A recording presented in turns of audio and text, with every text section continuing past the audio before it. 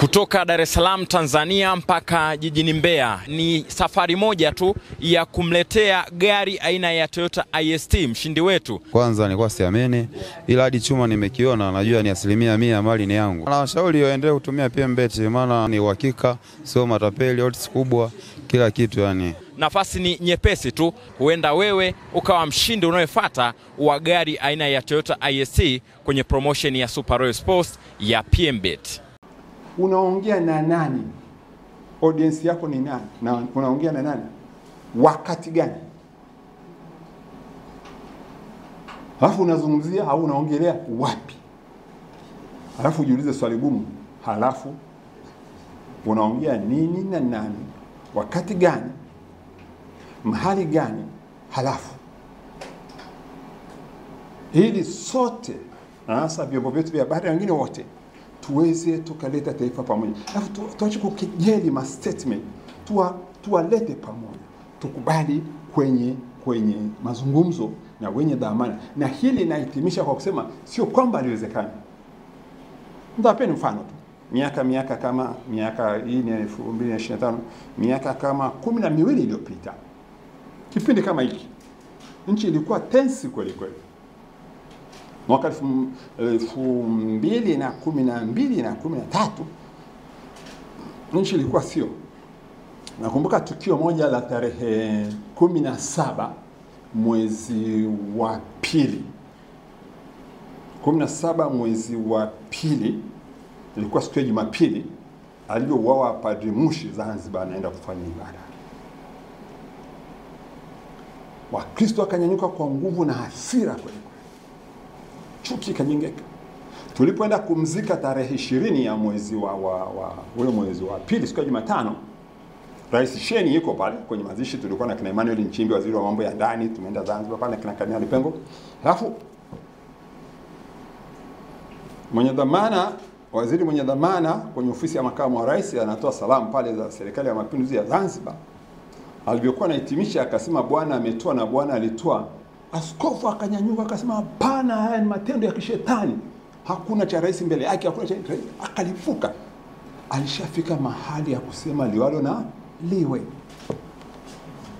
Huyu badala ya kututuliza, lakini akasema hapana. Akasema hata Abel kwenye historia ya tunazofundisha kwenye msahafu, hata hadithi ya Abel na Kain. Kain alivyomuua Abel, Mwenyezi Mungu akusema Bwana ametoa na Bwana alitoa. Inna lillahi wa inna ilaihi rajiun. Alisema no. Mwenyezi Mungu alimwambia Kaini, damu ya ndugu yako iliyomwagika umelaaniwa na ardhi yako imelaaniwa.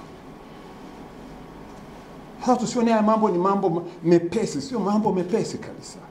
Sasa labda mimi ningetaka mtoto wangu awe namna gani, wajukuu zangu wawe namna gani, waishi kwenye hali ya namna gani. Kwa hivyo niombe tena na nisisitize kusema ukweli kabisa, na hili niombe nilisome kama nilivyokuwa nimeamua kuliweka hapa, kwamba wahusika ambao kwa jumla ni viongozi wetu wenye dhamana ya kushawishi na kufanya maamuzi sahihi katika jamii, kuwa na utulivu wa Afrika ili kuweza kupata maarifa ya kuchambua taarifa sahihi na kupata mbinu bora za suluhisho, hatimaye majawabu. Nasema hivyo kwa sababu tulitumia hii ile 2013 baada ya mambo ya Zanzibar, makanisa yanachoma moto, misikiti, mashehe sorega na mambo yote ni kali, hali ni mbaya, kuchinja sio ni ibada au sio ibada. Lakini vyombo vyetu vya dola kila siku tukaona kwenye TV uko anatuambia ni Al-Shabaab wametuingilia, Lakini tulipokubali kukaa hapo White Sands, Rais Kikwete akashiriki, Rais Sheni akashiriki, makamu wa rais Gharib Bilali akashiriki, maspika wote ana Makinda na mzee Kificho wote wakashiriki, jaji mkuu Ibrahim Chande Othman, lakini alimtuma Ibrahim Juma amwakilishe. Huyu jaji mkuu sasa Profesa Ibrahim Juma ndio alikuja kwa niaba ya mahakama, na kina mzee Mseko, akina Salim wakati wa kina mzee Warioba, Mizengo Pinda akiwa waziri mkuu.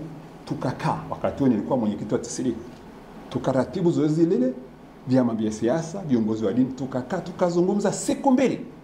Tarehe 9 mwezi wa 7 siku ya Jumanne mwaka 2013 na tarehe 10 na kesho yake tulipokaa watu wazee tulikuwa kama 96. Tulivyomaliza yale mazungumzo, nchi ikarudi kuwa salama. Wakati tu nakumbuka balozi wa Baba Mtakatifu alipigwa bomu kule kanisa la Arusha Ola City, yeye akiwa na askofu mkuu Josephat Lebolo.